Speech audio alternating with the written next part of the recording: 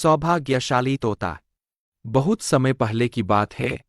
एक छोटे से गांव के पास एक सुंदर जंगल था।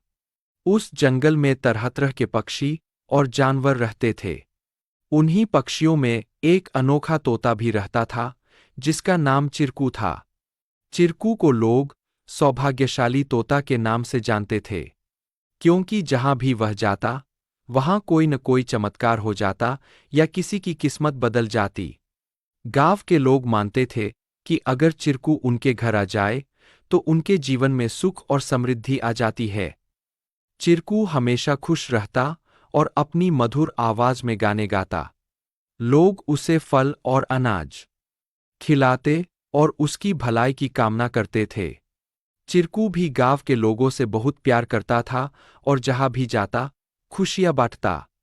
एक दिन गांव में एक गरीब किसान, जिसका नाम रघु था, बहुत परेशान। उसकी फसलें बर्बाद हो गई थीं और उसके पास खाने को भी कुछ नहीं था।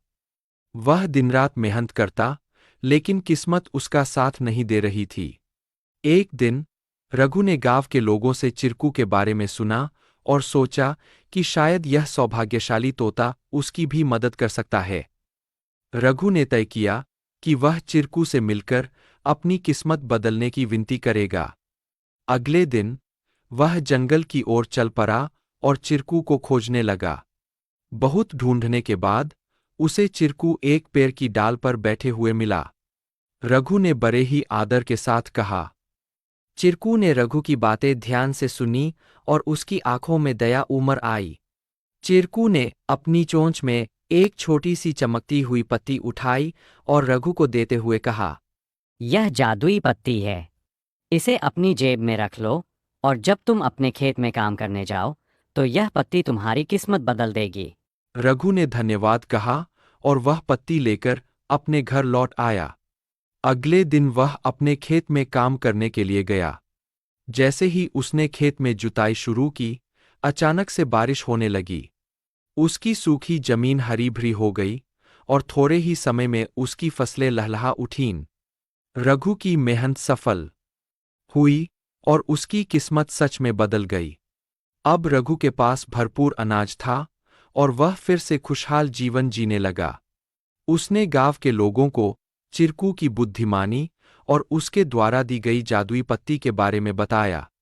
सभी लोग चिरकू की प्रशंसा करने लगे और उसे और भी अधिक प्यार दे। लेकिन चिरकू ने रघु को एक बात कही थी। याद रखना, यह पत्ती सिर्फ तुम्हारी मेहनत का साथ देगी।